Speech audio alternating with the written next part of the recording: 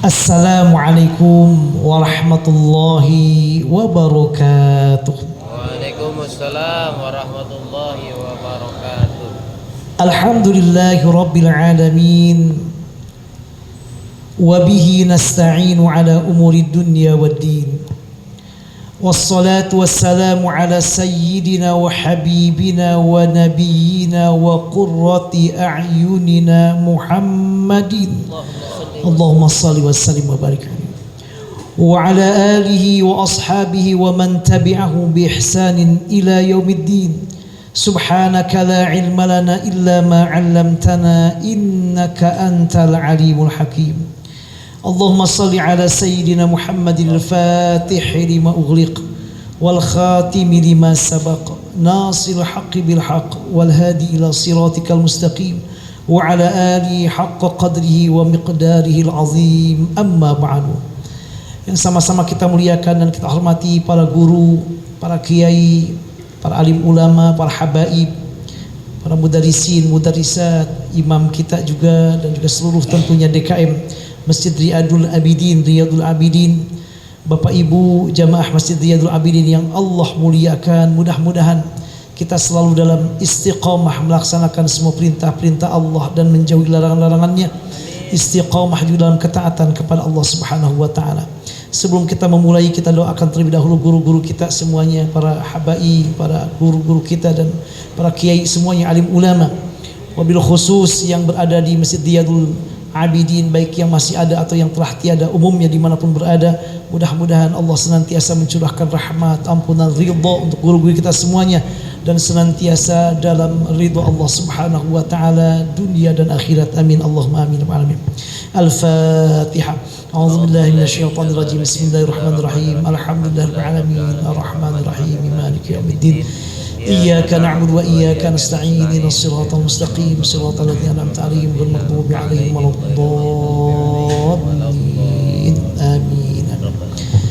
Bapak Ibu yang Allah muliakan, para guru, para kiai dan para alim ulama, para habaib yang Allah muliakan, izinkan dalam kesempatan kali ini kita akan membahas satu tema yang sebagaimana disarankan atau diminta dari pihak panitia, yaitu berkaitan dengan beberapa jenis perlombaan yang ada dalam kehidupan sehari-hari kita, termasuk juga barangkali nanti berkaitan dengan arisan atau perlombaan-perlombaan seperti manci, kemudian juga yang lainnya.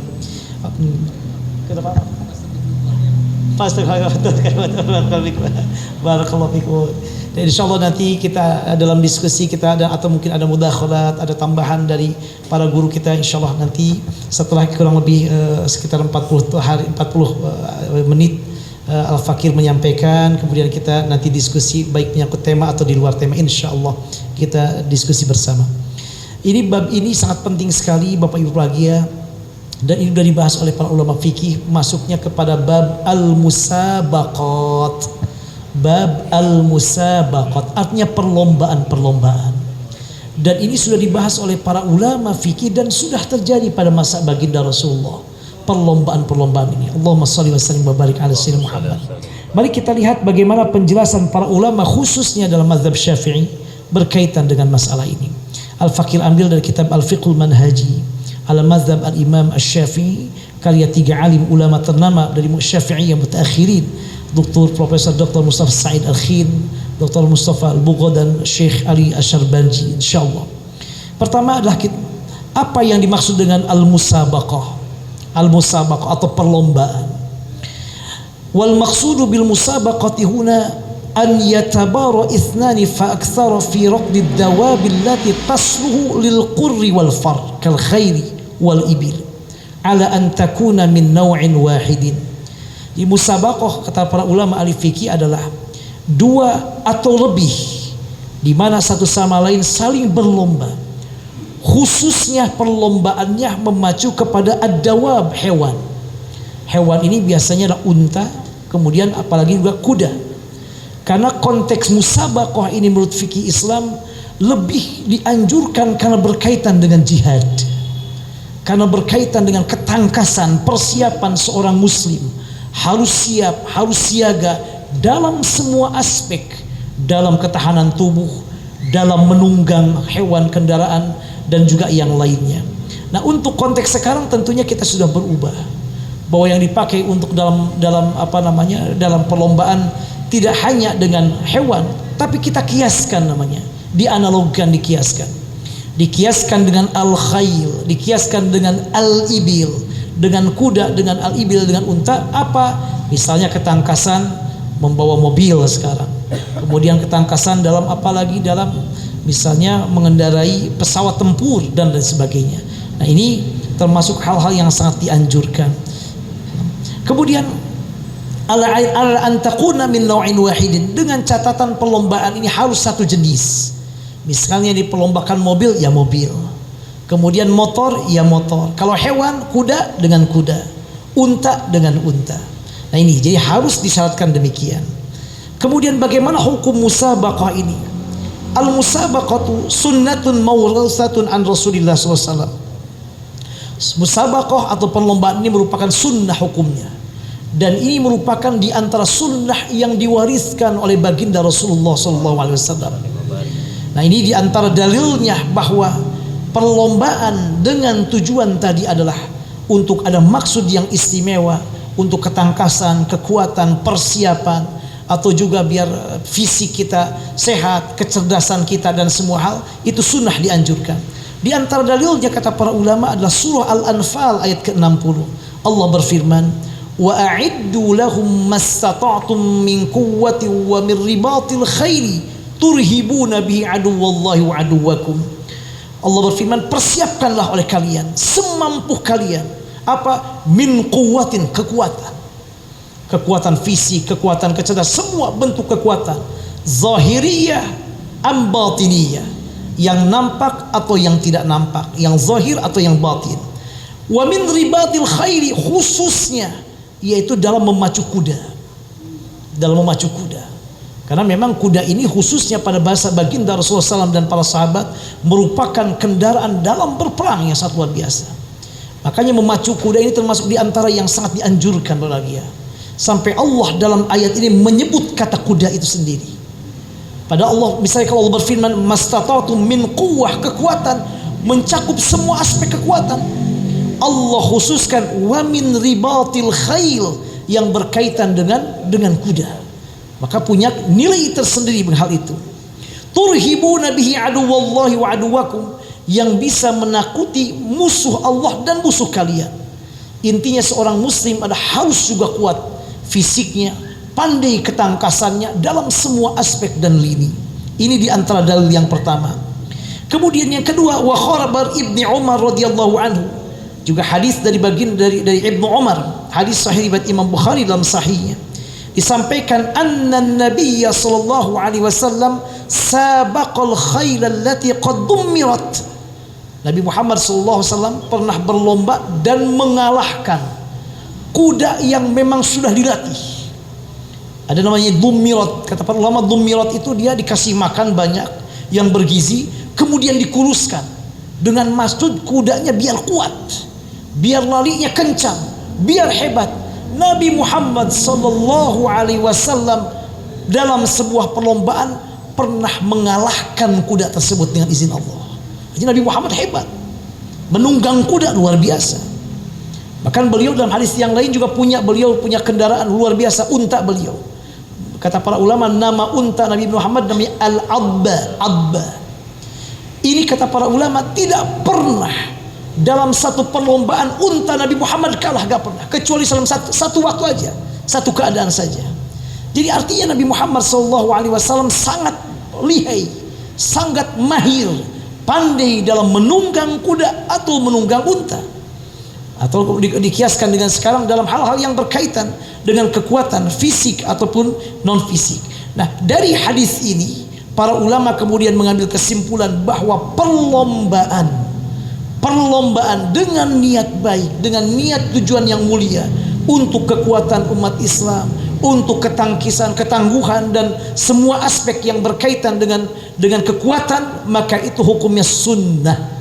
Selain ayat yang tadi, wa'iddu lahum mastata'tum min quwwatin wa min ribatil khail, juga dilaksanakan oleh baginda Rasulullah SAW.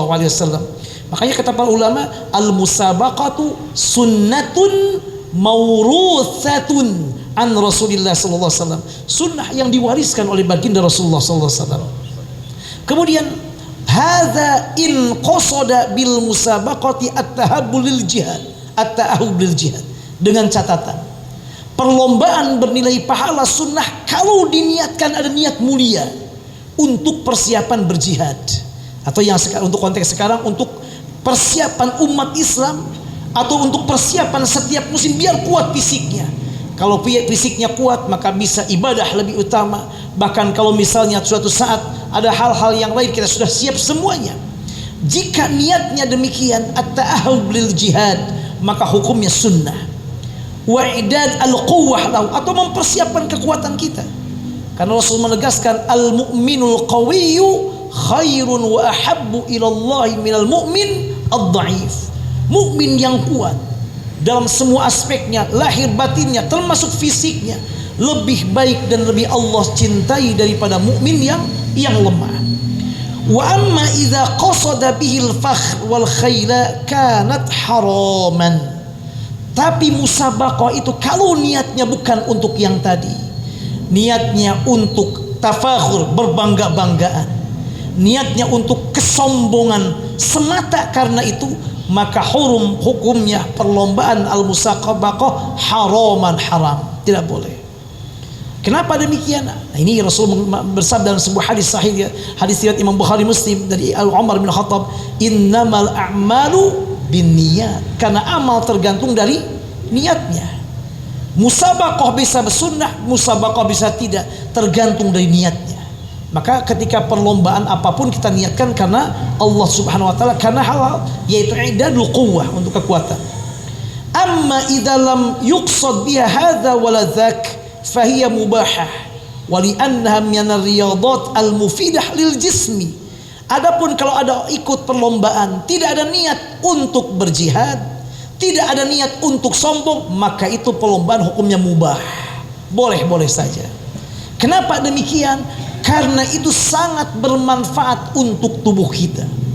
Apapun yang bermanfaat untuk tubuh kita, untuk kekuatan kita, maka itu adalah diperbolehkan, maka hukumnya adalah dimubahkan. Ini kata penjelasan para ulama. Berikutnya adalah anwa'ul musabaqah. Ada beberapa jenis musabaqah. Nah, perlombaan-perlombaan ini Bapak Ibu bahagia, ada beberapa ketentuannya. Jika ketentuannya tidak ada, maka masuk kepada bab qimar wal maisir, perjudian yang enggak boleh. Maka para ulama menyebutkan bentuk-bentuk perlombaan yang boleh dan yang tidak boleh, yang sunnah dan yang haram, yang mubah dan yang muharram. Apa? Ini para ulama mengatakan ada beberapa jenis, disebutkan oleh para ulama ada 4 jenis. 4 jenis perlombaan. Sebagian besarnya adalah boleh, 1 tidak boleh diharamkan. Kita lihat. Pertama, as-suratul ula an yatasabaqat tarafani wa yuqarraru malun muayyanun lis-sabiq minhuma ala an yakuna daf' min al-hakim aw min syakhsin akhar kharij 'anil ishtirak fi 'amaliyat as-sibaq. Nah, ini yang pertama, ini diperbolehkan kalau perlombaannya begini. Apa? 2 orang lomba, atau 3 orang, atau 4 orang, atau 10 orang, atau 100 orang, atau 1000 orang lomba. Lalu ada hadiahnya. Juara pertama hadiahnya misalnya 1 juta. Juara kedua misal 500.000 misalnya. Berapa orang yang ikut lomba? Banyak. Mau 2, minimal 2 orang, mau 3, mau 100, 200. Dengan catatan hadiahnya itu dari orang yang gak ikut lomba. Misalnya pemerintah menyiapkan, atau misal Pak Bupati, Bapak Camat, Pak RT, atau Pak Menteri, atau Pak Presiden menyiapkan hadiah. Yang juara 1 dapat hadiah sekian, beliaunya tidak ikut. Pokoknya siapa saja yang menyiapkan hadiah ini dengan catatan kharij anil ishtirak fi amaliyatis sibaq, tidak termasuk bagian yang ikut lomba, maka jika demikian perlombaannya itu dibenarkan, diperbolehkan. Jadi sekali lagi, kalau kita lombanya, hadiahnya bukan dari peserta lomba, tapi dari orang yang gak ikut lomba, dari orang tertentu. Nah, ini saya kasih Ini misalnya hadiah dari saya, ya udah saya silakan lomba, silakan berapa orang, hadiahnya saya yang nanggung, silakan, gak ada masalah. Yang kedua, as-surah ats-tsaniyah an yaltazima ahadul mutasabiqaini daf'al mal li zamilihi in huwa sabaqah wa la yaltazimu zamilu syai'an in huwa subiq bi an yaqula al-awwal in sabaqtani falaka alayya kadza wa aw sabaqtuka aw subiqtuka fala syai'a li alaik. Nah, sekarang yang kedua, misalnya dua orang sedang berlomba, yuk kita lomba, atau mudahnya lah kita catur misalnya. Kalau catur atau yang lainnya misalnya. Karena kalau masalah catur nanti ada hukum sendiri, para ulama membedakan masalah hukum tadi. Tapi kalau memang caturnya niatnya untuk memang melatih kecerdasan tidak ada apa-apa. Tapi untuk yang leha-leha yang membuang-buang waktu, maka itu yang diharamkan oleh para ulama. Untuk syatrong istilahnya. Ini para ulama membahas. Ada yang mengatakan haram, ada yang mengatakan makruh. Tapi ulama mu'asir mengatakan tergantung niatnya. Karena zaman sekarang juga catur menjadi perlombaan yang dunia, dan itu melatih kecerdasan. Kalau niatnya untuk kecerdasan, kata para ulama mu'asir tidak ada masalah. Tapi yang dilarang, yang diharamkan kalau memang membuang-buang waktu tanpa alasan, tanpa sebab, dan leha-leha. Nah, misalnya kita ambil, misalnya kita lomba lari, atau misalnya kita naik kuda. Udah gini, kita ada berdua. Kalau kamu menang, saya bayar kamu. Tapi kalau kamu kalah, kamu gak usah bayar. Artinya hadiahnya dari satu orang peserta lomba, tapi bukan dari dua-duanya. Jika hadiahnya dari salah satu peserta lomba saja, dengan catatan kalau kamu menang aku bayar, tapi kalau kamu kalah kamu gak usah bayar apa-apa, itu juga termasuk yang diperbolehkan. Ini termasuk yang diperbolehkan. As-surah ats-tsaniyah ini tidak ada masalah. Jadi oleh karena itu, kalau seandainya hadiahnya dari salah satu pihak dengan catatan peserta lain tidak bayar apa-apa, tidak usah bayar apa-apa, maka tidak apa-apa, diperbolehkan. Kalau kamu menang, kita lomba lari dah ke sana sampai ke Sudirman misalnya. Kalau kamu menang, aku bayarin kamu ini. Tapi kalau kamu kalah, gak usah bayar apa-apa kamu. Nah, itu boleh, silahkan. Ini yang kedua. As-suratu tsalitsah, yang ketiga, an yaltazima kullun minhuma daf'a mablaghin minal mal liman sabaqahu. Fa ayyuhuma takhallafa yaltazimu bi'ita'il mablagh al-muttafaq alaihi lis-sabiq. Nah, ini yang sering terjadi. Dua orang bilang, yuk kita lomba. Lomba macu kuda. Kalau kamu menang, aku bayar kamu sekian. Tapi kalau kamu kalah, kamu yang harus bayar saya. Itu gak boleh, haram hukumnya. Ini kata para ulama, itu yang diperbolehkan. Atau kecil-kecilan begini, yuk kita lomba. Yang menang traktir ya, itu gak boleh. Jadi yang kalah traktir. Jadi kalau seandainya saya menang berarti dia yang traktir kita. Kalau dia yang menang, kita yang traktir dia. Itu tidak diperbolehkan. Tapi kalau hanya dari salah satu mutasabik saja, kalau kamu menang, saya bayar kamu makan gratis. Tapi kalau kamu kalah, gak usah bayar apa-apa, hanya dari satu pihak. Itu boleh. Tapi kalau kamu kalah, kamu bayar. Kalau saya kalah, saya bayar. Ini tidak diperbolehkan. Ini yang termasuk al-musabaqah al-muharramah, kata para ulama. Nah, ini kemudian, makanya Ibrahim ini implikasinya apa? Misalnya ini contoh kecil dalam kasus Agustusan kan suka ada tuh hadiah-hadiah. Ayo yang mau ikut lomba daftar, ada uang pendaftaran. Kita lihat uang pendaftarannya dipakai apa. Kalau uang pendaftaran dipakai untuk membeli hadiah, maka nggak boleh. Atau sebagiannya untuk membeli hadiah, tidak boleh. Jadi syaratnya tidak diperbolehkan semua anggota ini memberikan uang untuk hadiah. Itu nggak diperbolehkan. Ini masuk kepada as-surah ats-tsalitsah. Masing-masing yang ikut lomba membayar uang. Uangnya dipakai untuk hadiah, itu yang nggak boleh. Maka misalnya kalau Agustusan ada lomba tuh naik panjat pinang, uangnya diambil dari peserta untuk membeli lomba hadiah tadi, itu tidak diperbolehkan. Lalu bagaimana kalau begini? Hadiahnya disiapkan dari orang tertentu. Ada pihak yang gak ikut lomba. Tetap ada uang pendaftaran, tapi uang pendaftaran ini bukan untuk hadiah, tapi untuk operasional, untuk konsumsi, untuk makan. Itu nggak apa-apa, tidak ada masalah.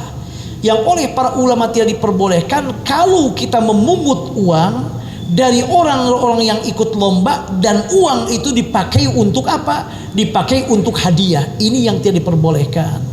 Ini masuk kepada qimar atau maisir, bentuk daripada yaitu perjudian, tidak diperbolehkan. Termasuk itu lagi ya, kayak mancing misalnya juga sama. Ini mohon maaf, saya tinggal di daerah pengasilan banyak pemancingan. Saya juga nggak tahu, nggak ikut. Cuma yang mungkin nanti kita share bagaimana model bentuknya.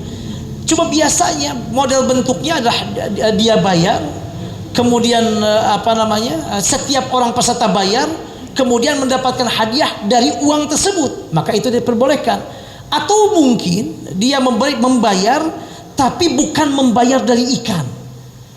Yang tepat, yang diperbolehkan kata para ulama berkaitan dengan pemancingan, kita mancing, ikan yang didapat kemudian ditimbang. Berapa kilo baru dihargakan. Nanti dihargakannya ikan emas biasanya 2.000, dia 4.000, gak ada masalah. Karena akarnya sah dengan jual beli. Tapi jual belinya dengan apa? Dengan ditimbang, hasil yang ditimbang. Jangan sampai dia mancing dari jam 8 sampai sore jam 5, sampai lewat lohor dan asar juga. Misalnya gagal mancing, dia dari jam 8 sampai jam 5, bayarnya sama dengan orang yang dapat ikan, dia gak dapat ikan. Itu yang gak boleh kata para ulama.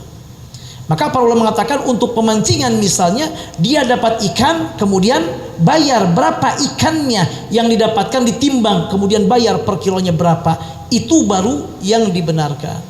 Meskipun para ulama, Bapak lagi ya, nanti kita akan lihat penjelasan para ulama dalam kitab yang lain, kalau tidak salah dalam Imam An-Nawawi dalam kitab Al-Majmu', juga dalam Syekhul Islam Zakaria Al-Ansari mengatakan untuk perlombaan-perlombaan yang memang mohon maaf lebih kepada membuang waktu, para ulama memberikan contoh perlombaan burung, hukumnya makruh.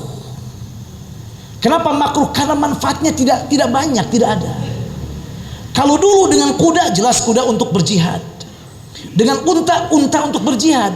Tapi kalau misalnya mohon maaf perlombaan burung, hanya terbangnya, hanya suaranya saja, para ulama khusus yang dalam mazhab Syafi'i, para ulama mengatakan makruh hukumnya kalau memang tidak ada tujuan yang jelas, tidak ada kegunaan yang jelas.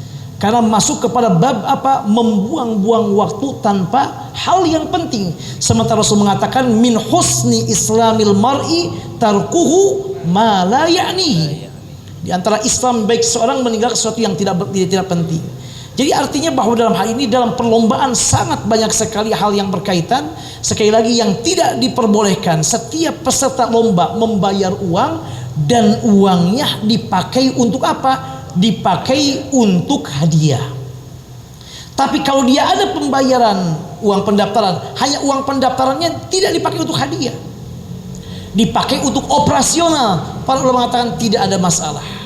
Tidak ada masalah kalau itu yang terjadi. Nah, as-suratul rabi'ah di yang keempat, ini seperti yang pertama, seperti yang ketiga tadi. Tadi yang ketiga tiap orang bayar. Kemudian bayarannya ini, uang itu dipakai untuk membeli hadiah. Ini kan nggak boleh. Ada bentuk yang keempat, biar cara yang ketiga menjadi diperbolehkan. Apa caranya? Dimasukkan namanya muhallil, yang menjadikan halal. Apa muhallil? Kasuratus salisah ala an yudhafa ilaihi ma muhallil wa huwa unsurun salisun musabiq. Nah, ini yang ketiga. Dimasuk apa? Masukkan orang yang ketiga. Tadi dua orang lomba, masing-masing mengeluarkan uang. Biasanya 10.000, hadiahnya 20.000 dari dua orang tadi. Caranya biar jadi boleh, masukkan orang ketiga, gak bayar apa-apa. Gak bayar apa, namanya muhallil. Tidak bayar uang seperti yang satu dan kedua. Dengan catatan, orang yang ketiga dimasukkan itu bukan formalitas. Bukan lomba lari yang dimasukkan orang yang gak pernah lari, bukan. Karena pasti dia kalah. Tapi orang yang betul-betul punya kemampuan juga, punya kesempatan untuk menang, mengalahkan yang tadi. Jadi ini bukan helah, bukan formalitas. Betul-betul dia ikut lomba juga. dan dia juga berusaha untuk menang dan punya kemampuan untuk menang, dimasukkan orang ketiga gak usah bayar. Kalau seandainya menang, misalnya orang yang muhalil tadi yang gak bayar, maka uang dari orang tadi milik dia. Kalau seandainya dia yang menang sama salah satu yang bayar, berarti barang misalnya ke finishnya, maka uang hadiahnya dibagi dua, setengah bagi yang muhalil, setengah yang tadi. Atau misalnya yang menang salah satunya saja, uangnya milik dia. Itu kata para ulama, jumhur ulama dalam mazhab Hanafi, Hambali dan mazhab Syafi'i boleh, dengan catatan dimasukkan muhalil. Apa dalilnya? Dalilnya kata para ulama dalam mazhab Syafi'i, di antara hadis riwayat Imam Abu Dawud, kata para ulama dari Abu Hurairah, Rasulullah SAW bersabda, man adkhala farasan baina farasaini wa huwa la yu'man an yusbaq falaysa biqimar, wa man adkhala farsan baina farasaini wa qad amina an yusbaq fa huwa qimar. Siapa yang memasukkan satu kuda dalam perlombaan dua kuda, satu kuda, yang satu kuda ini dia bisa juga berlomba, bisa mengalahkannya, dia punya kemampuan untuk mengalahkan yang kedua kuda tadi, maka itu bukan termasuk qimar, bukan termasuk dari perjudian. Tapi kalau kuda yang dimasukkan atau orang yang ketiga dimasukkan untuk lomba yang tidak dipungut biaya tadi, tidak punya kemampuan untuk bisa menang karena orang yang jauh, maka itu termasuk dari bagian dari qimar, perjudian. Intinya, agar bentuk yang ketiga tadi tidak jadi perjudian, cari orang lain yang dia tidak bayar apa-apa. Kalau menang dia ngambil untung, kalau kalah dia gak usah bayar. Tapi dengan catatan orang yang dimasukkan ke lomba tersebut memang orang yang juga dia layak untuk ikut lomba tersebut. Artinya punya kemampuan, punya kesempatan, punya keterampilan, dan mampu juga bisa mengalahkan seperti yang mutasabik yang lainnya, peserta lomba yang lainnya. Kalau demikian baru itu diperbolehkan lomba tersebut. Nah, sekarang misalnya begini, kita bisa praktekkan. Ini jumhur ulama Bapak Ibu. Meskipun pendapatnya Imam Malik, mazhab Maliki tetap gak boleh pakai muhalil juga. Mazhab Maliki mengatakan tidak boleh, karena bentuk dari helah, kata mazhab Maliki. Ya, jadi artinya kata mazhab Maliki mau pakai muhalil atau gak muhalil tidak diperbolehkan. Hanya jumhur ulama termasuk mazhab Syafi'i diperbolehkan kalau ada muhalil tadi. Contoh misalnya begini, kita akan mengadakan perlombaan Agustusan. Ini dananya gak mungkin, gak ada orang yang nanggung untuk biayanya, untuk hadiahnya. Udah, kita buka pendaftaran, uangnya memang untuk hadiah. Tapi oleh Bapak Ibu cari orang lain yang dia juga layak untuk ikut lomba tersebut. Artinya dia mungkin bisa menang juga, kan dia memang biasa lari juga misalnya, tapi dia gak bayar apa-apa, gak dipungut apa-apa. Maka kalau demikian, uang dari peserta dipakai untuk hadiah pun diperbolehkan. Kenapa? Karena ada satu orang yang dimasukkan yang tidak dipungut sepeser pun uang untuk hadiah tersebut. Itu namanya muhalil dalam perlombaan. Nah, ini bisa kita ambil cara demikian kalau misalnya kepepet sama sekali. Memang yang paling baik tidak diambil juga. Kenapa? Karena dalam mazhab Maliki tetap gak berbolehkan. Ada istilah dalam fikih itu adalah al-khuruj minal khilaf mustahab. Keluar dari perbedaan pendapat itu sangat dianjurkan. Maka oleh karena itu sebaiknya tidak mengambil yang ini. Meskipun demikian. Nah, ini cara yang 4 cara. Maka kata muallif kitab di sini, beliau mengatakan, fa'lam anna surah wahidah minha hiyal muharramah laha hukmul maisir wa huwal qimar wa hiya as-suwar ats-tsalitsah. Amma suwar al-ula wa tsaniyah wa rabi'ah fahiya masyru'ah la mani'a minha. Yang enggak diperbolehkan yang ketiga tadi. Tiap orang bayar dan uangnya ini pakai untuk hadiah dan tidak ada muhalilnya. Tapi kalau dimasukkan muhalilnya maka tidak apa-apa. Ini Bapak Bagia berkaitan dengan masalah perlombaan. Ini bisa dipraktekkan dalam semua bentuk perlombaan. Ya mungkin perlombaan saya kurang tahu kalau perlombaan burung bentuknya seperti apa. Perlombaan ikan juga saya kurang tahu seperti apa karena belum pernah ikut yang demikian. Tapi kalau yang sering kita terjadi Agustusan misalnya, pokoknya apapun bentuk perlombaan, kalau modelnya seperti yang ketiga tadi, tiap orang wajib bayar dan uangnya dipakai untuk membeli hadiah, itu yang tidak diperbolehkan. Tapi kalau hadiahnya dari salah seorang saja, yang lain gak usah bayar, kalau dia kalah maka itu dibenarkan. Atau hadiahnya dari orang lain yang tidak ikut dalam perlombaan, itu juga diperbolehkan. Dengan catatan yang tidak diperbolehkan bentuk ketiga, setiap orang membayar bayaran tersebut, kemudian uang tersebut dipakai untuk hadiah, kecuali bentuk yang ketiga ini diperbolehkan kalau dimasukkan namanya muhallil. Kenapa dikatakan muhallil? Karena dialah yang menjadikan tadi musabaqah yang tadinya haram menjadi muhallil, menjadi halal. Orang yang menjadikan perlombaan tersebut menjadi halal. Nah, ini berkaitan dengan masalah perlombaan, dan ini bisa dipraktikkan kepada yang lainnya. Kemudian yang kedua yang diminta berkaitan dengan arisan. Nah, arisan di kita ini mungkin ini termasuk yang di masyarakat Indonesia, di masyarakat Arab saya belum mendapatkan model arisan. Nah, bentuk arisan ini kita lihat bagaimana modelnya. Karena arisan ini masuknya takyif al-fiqhiynya ada hutang, Bapak Ibu. Masuknya babul qard, hutang piutang. Atau mungkin masuk kepada bab ad-dain, hutang piutang. Jadi sebagaimana kita ketahui, suratul masalah bentuknya masalah arisan ini, tiap orang udunan sekian, bisa ada sekian orang, nanti dapatnya misalnya 10 juta, dan setiap orang 10 juta, cuma diundi siapa yang menang duluan. Ibaratnya kita nabung, kan begitu. Ibaratnya kita nabung, yang dapat sekarang bisa 10 juta. Nah, berarti apa? Berarti kita menghutangkan ke dia, menghutangkan ke beliau. Kenapa? Karena beliau nyimpan uangnya tadi 100 ribu, tapi sekarang pas diundi beliau yang menang. Misalnya semua totalnya berapa? 1 juta. Beliau baru bayar 200 ribu, tapi udah megang uang 1 juta. Punya siapa sisanya? Punya orang lain. Berarti beliau secara tidak langsung ngutang kepada pihak yang lainnya. Tapi nanti dalam praktiknya minggu depannya yang lain menang, dia tetap harus bayar sampai selesai. Maka arisan ini kata para ulama, kalau dilihat dari memang ada perbedaan pendapat para ulama. Karena ada ulama mengatakan itu tidak diperbolehkan, banyak aspek, banyak madaratnya. Tapi jumhur ulama lembaga fatwa mengatakan diperbolehkan dengan catatan. Satu, tidak ada kelebihan. Misalnya kita nabung dari awal sampai akhir sama 1 juta, yang kita dapat berapa? 1 juta juga.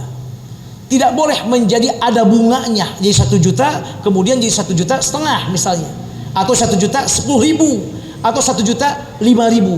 Kenapa? Karena takyif al-fiqhiynya ini masuk bab qard, hutang piutang.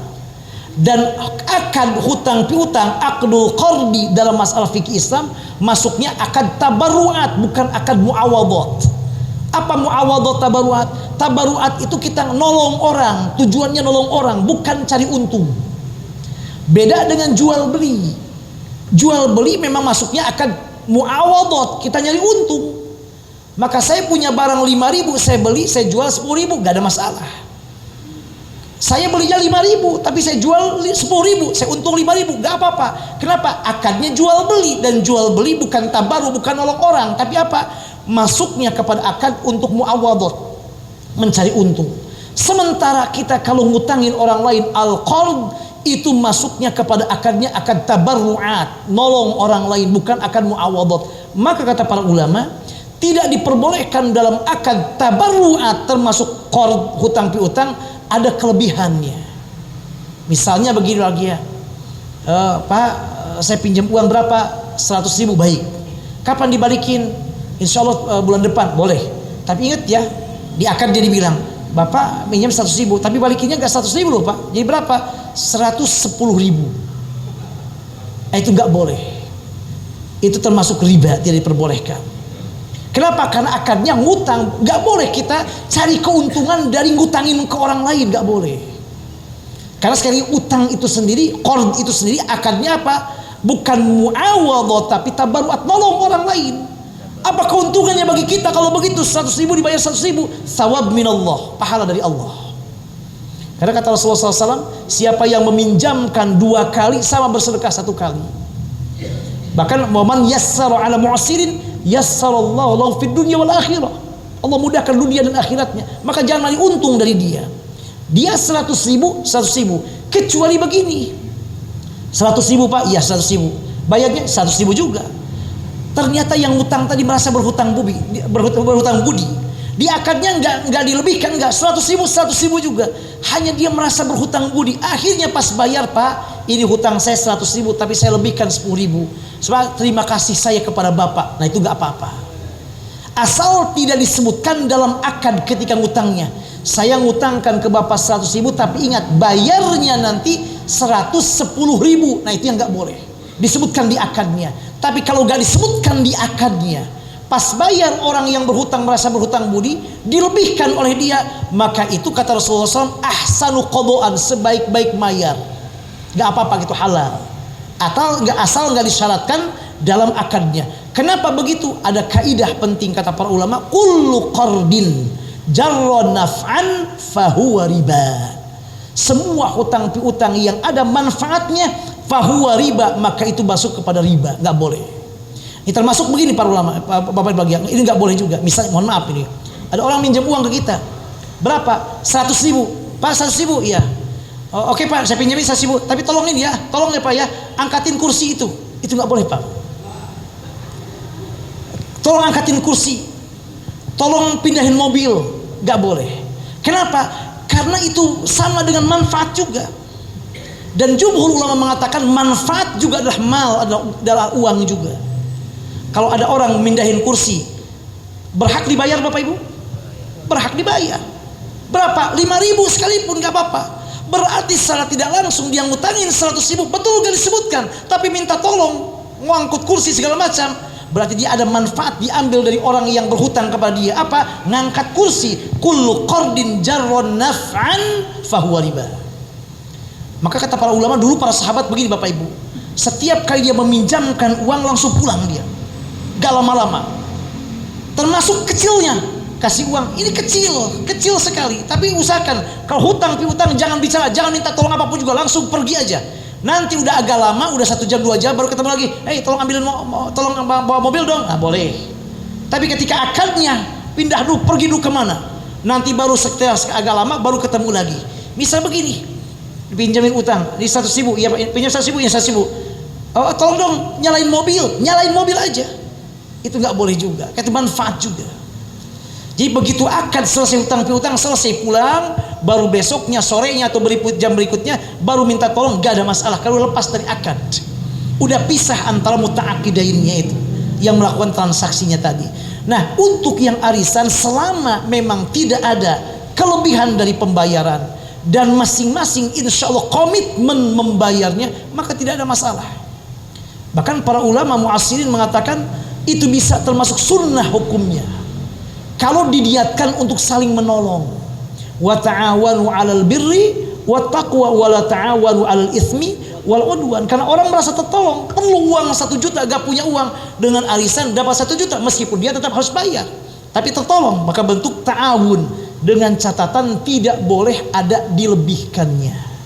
Jadi tidak ada dilebihkan di sekian, saya setiap 100.000 dapat 1 juta, yang dibayarku juga 1 juta. Yang saya dapatkan 1 juta juga, yang dia bayarkan 1 juta, yang dia peroleh juga 1 juta. Gak boleh ada kelebihan. Kenapa? Karena takyif fiqhinya, akad yang dipergunakan adalah akad al-qard, hutang piutang, yang tidak boleh ada kelebihan di dalamnya. Ini barangkali pengantar singkat, kita lanjutkan dengan diskusi. Baik Pak Tumur, barangkali ada masukan hal yang lain, insyaallah kita buka dengan diskusi. Wallahu a'lam bissawab. Wa sallallahu alaihi Muhammad wa ala sahbihi wa baraka wasallam. Walhamdulillahi rabbil alamin.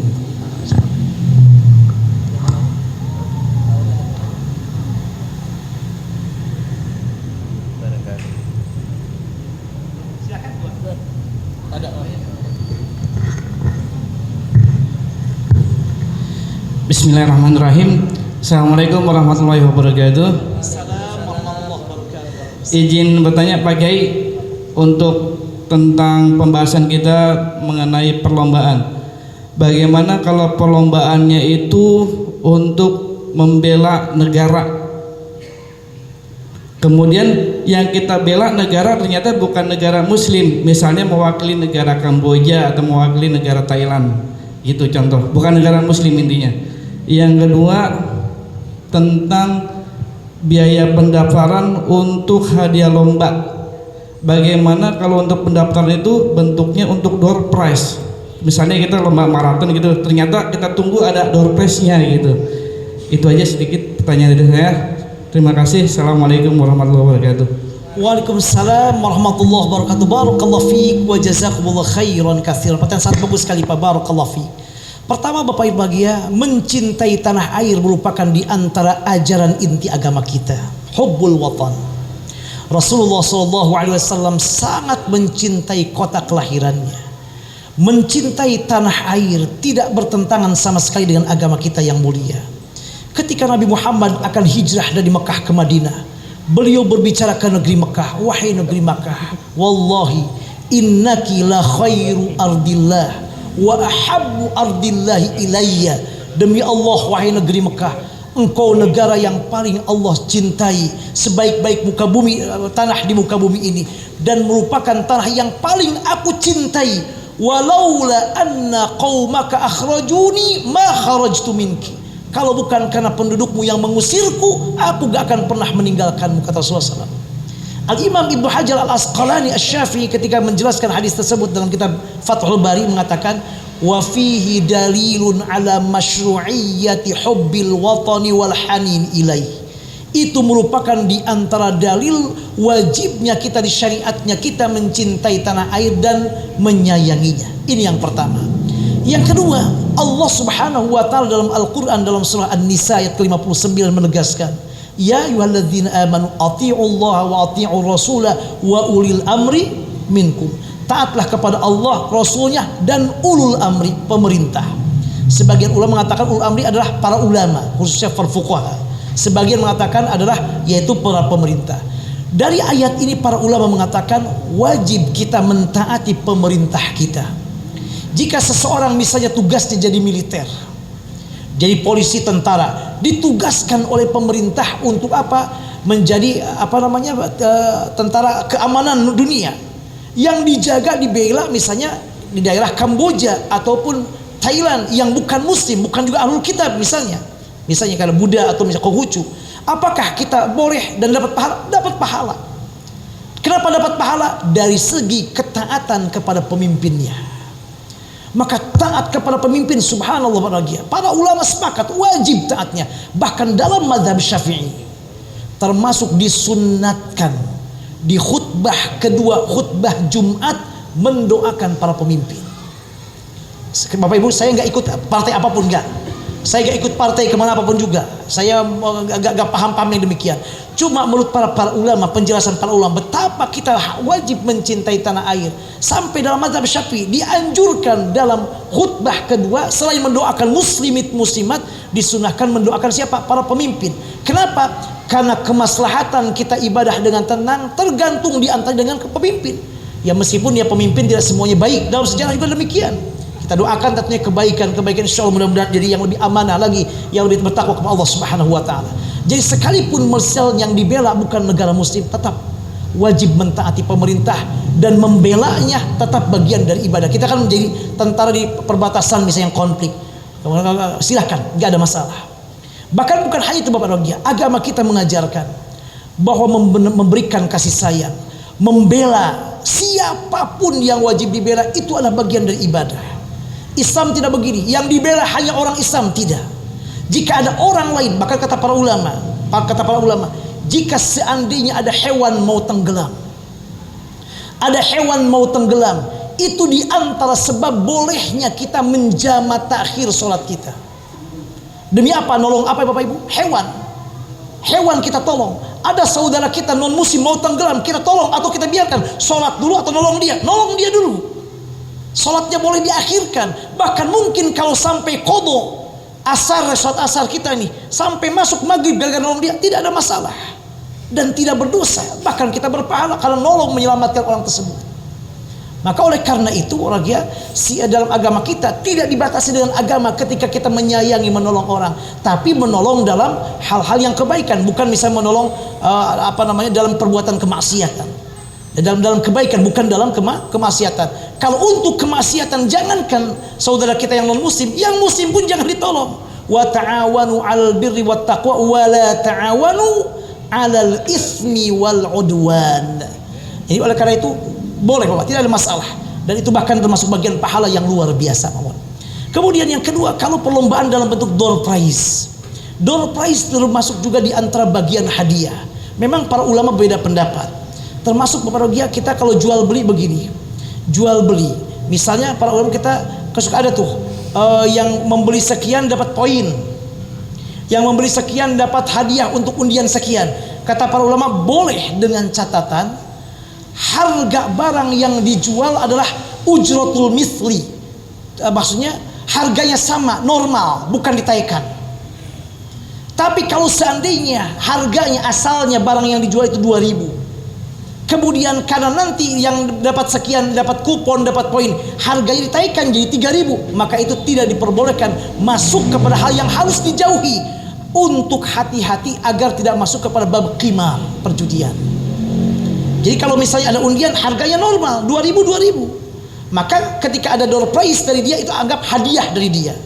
Tapi kalau dia perlombaan sekalipun untuk bentuknya door prize, karena door prize bagaimanapun juga di antara bagian dari hadiah, maka itu tidak diperbolehkan kalau diambil dari semua orang, dari uang-uang peserta yang mendaftar tadi. Maka door prize dan yang lainnya caranya ambil dari orang lain, atau masukkan ada 2 peserta yang tidak bayar apa-apa.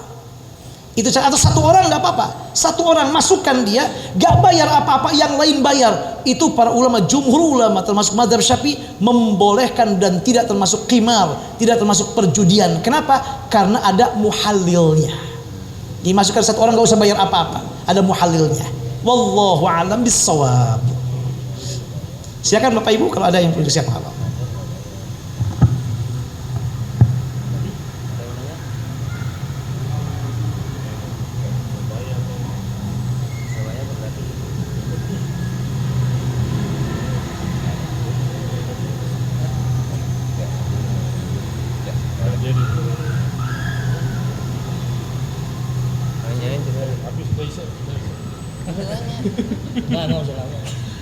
Assalamualaikum warahmatullahi wabarakatuh. Waalaikumsalam.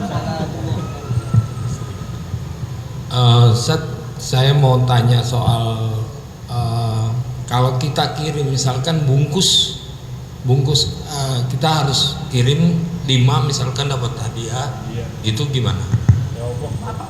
Ke PO Box. Ujian zaman dulu tuh yang kirim bungkus, misalkan bungkus kopi. Oh, bungkus kopi, kemudian apa maaf? Ada 5. Nah, itu diundi. Oh, diundi. Oh, baik, betul. Masya Allah. Misalkan dapat motor, mobil. Betul sekali, Masya Allah. Oh, undian betul. Barakallahu fiik, Masya Allah. Terima kasih Pak, yang bagus sekali Pak. Barakallahu fiik wa jazakumullah khairan katsiran. Bapak Ibu berbahagia, pertama ada namanya undian, istilahnya al-qur'ah, undian. Diundi sendiri secara hukum asalnya tidak dilarang.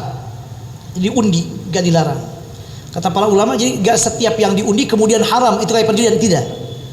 Nabi Muhammad SAW dalam sebuah hadis disampaikan oleh para ulama bahwa Nabi Muhammad ketika mau bepergian, beliau mengundi di antara istri-istrinya, siapa yang keluar namanya itulah yang bersama dengan beliau.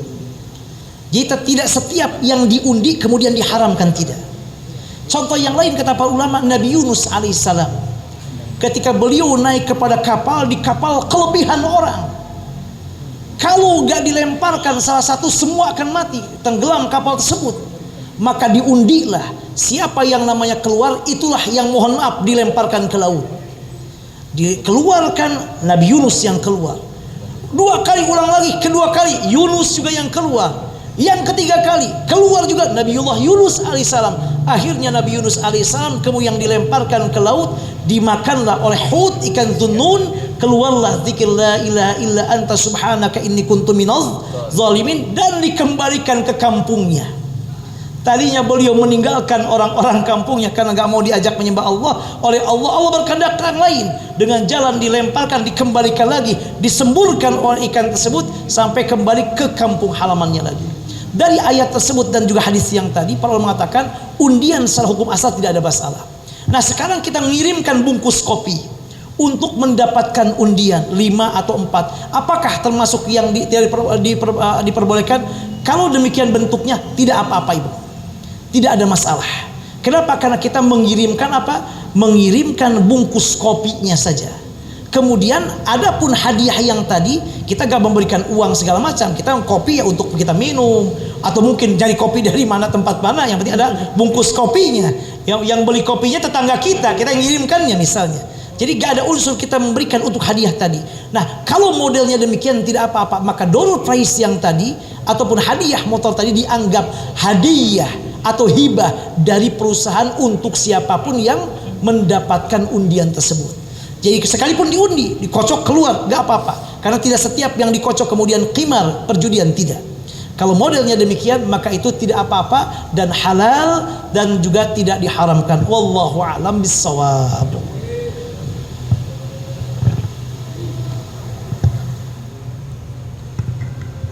Guru mohon penjelasan hukum musabaqah tilawatil Quran.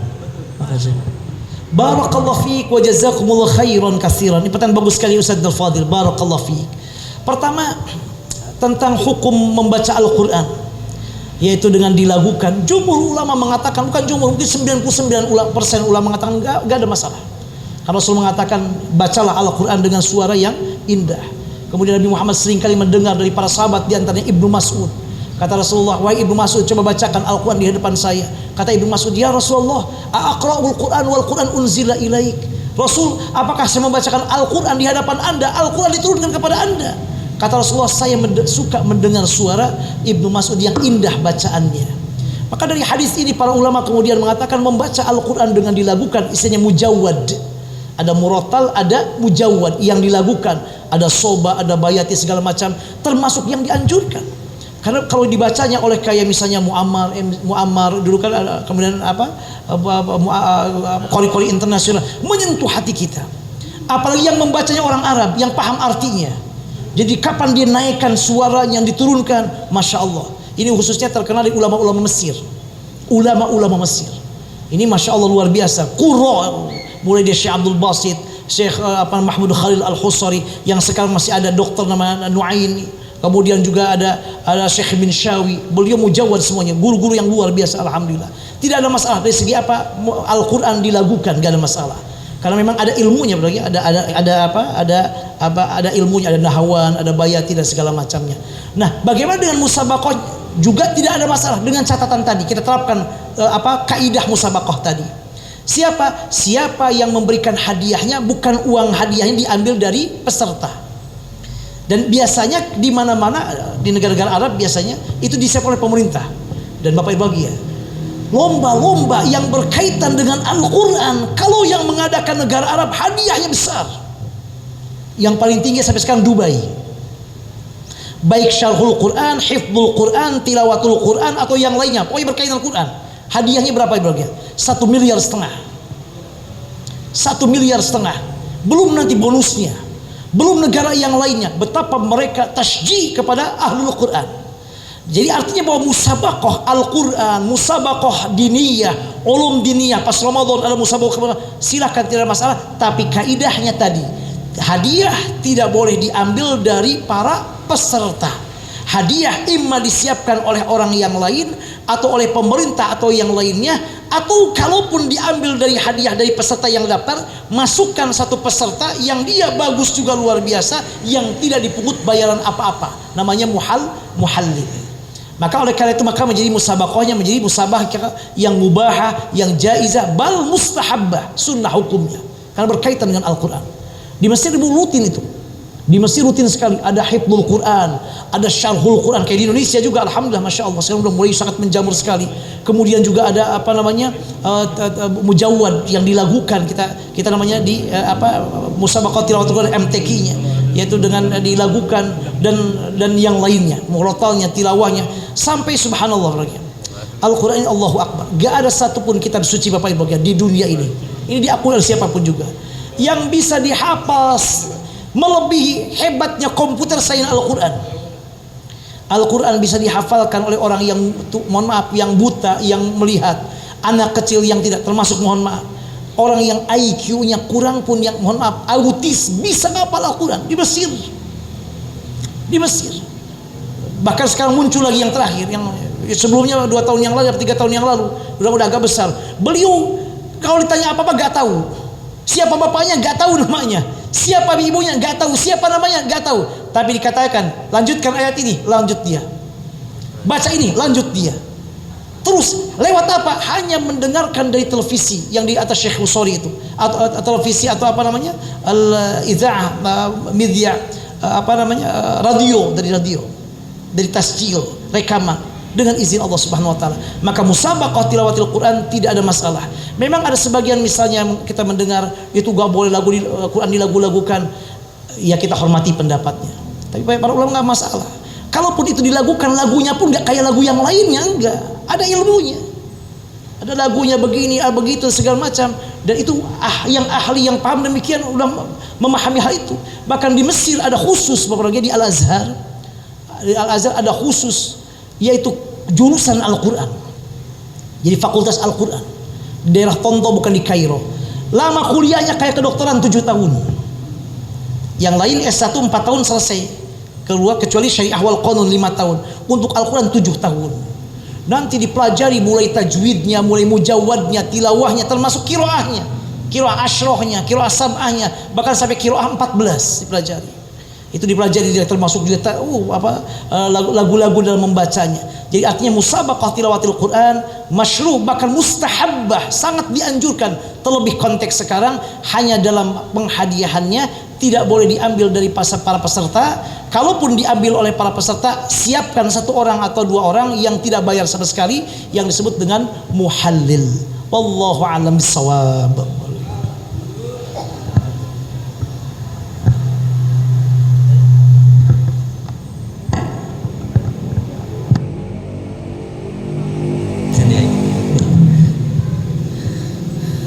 Jazakumullah khairan jazaa, jazakumullah ahsanal jazaa.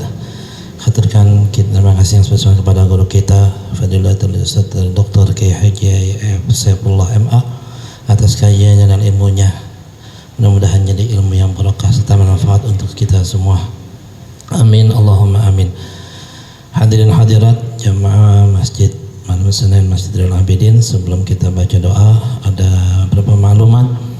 Yang pertama, alhamdulillah malam hari ini kembali kita mendapat kiriman nasi box sebanyak 80 box dari Bapak Haji Erwin, yang mana beliau mohon doanya untuk keluarga beliau, mobil khusus ibunda beliau yaitu Ibunda Hajah Eti Budiawati binti Haji Muhammad Soekarda dan Ibunda Hajah Siti Suwani binti Haji Andan Nafarin.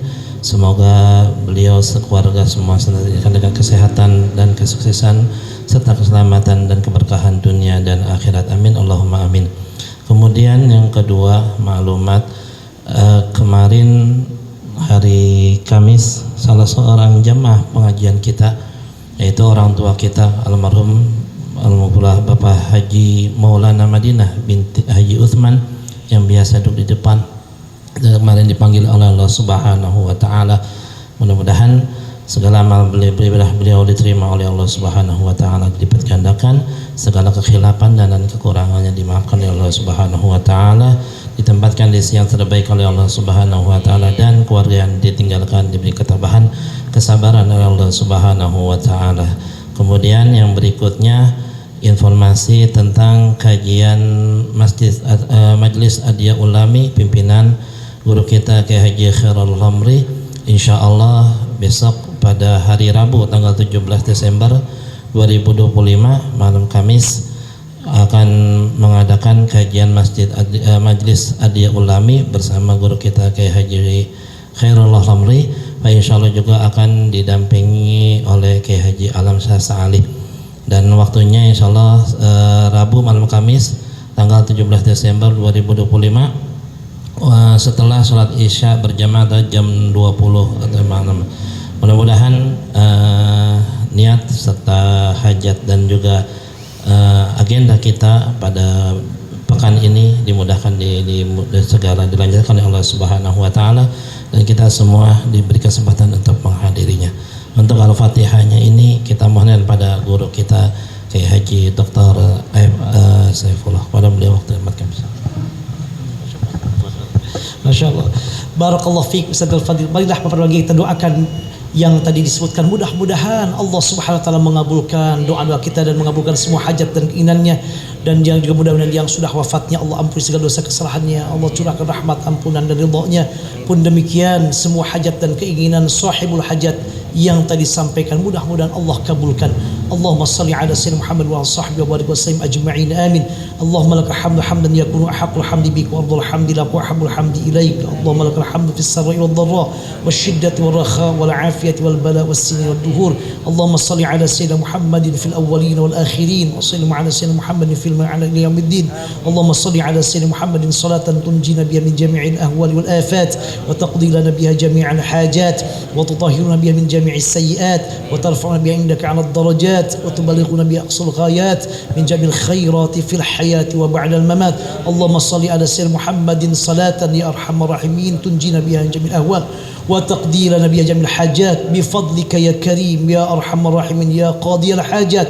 اللهم لا تدعنا في هذا اليوم وفي هذه الليلة المباركة ذنبا إلا غفرته ولا مريضا إلا شفيته ولا ميتا إلا رحمته ولا هما إلا فرجته ولا حاجة من حوائج الدنيا والآخرة هي لك رضا ولنا فيها صلاح إلا قضيتها ويسرتها يا الله يا الله يا مجيب السائلين ويا أرحم الراحمين ويا ذا الجلال والإكرام ويا رب العالمين. وصلى الله على سيدنا محمد وعلى آله وصحبه وبارك وسلم. سبحان ربك رب العزة عما يصفون وسلام على المرسلين والحمد لله رب العالمين بسر الفاتحة.